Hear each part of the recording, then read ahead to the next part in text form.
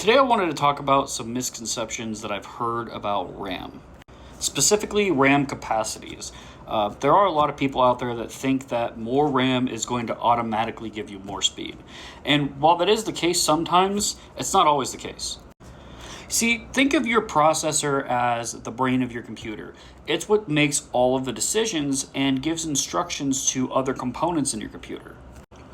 While RAM is basically a measure of how much your computer can think about at any given time. So if you have more RAM in your computer can think about more things at once.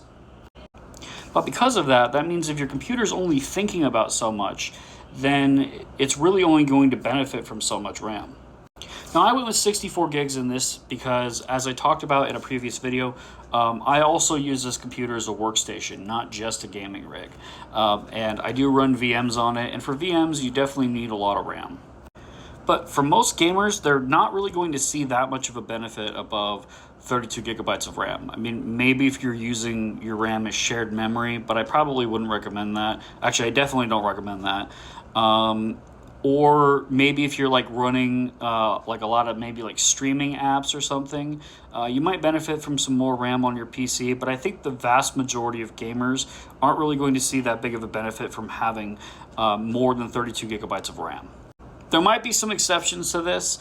If you're going to be running a game where, maybe you're running just a lot of mods on, maybe you need some more RAM, but if that's not you, 32 gigabytes is going to be plenty.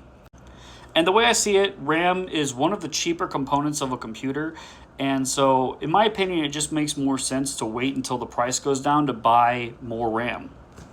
If you get 32 gigabytes today and you only need 32 gigabytes, you're not really doing yourself any disadvantages by not getting more RAM. Now, it's not going to hurt anything, but it's just going to be a waste of money, in my opinion. Gaming computers are already expensive as it is, so if you can save a little bit of money and not really sacrifice your performance very much, why wouldn't you do it? So that's about it. If you have any questions for me, please feel free to leave them in the comments. It might be the topic of my next video. Have a great day.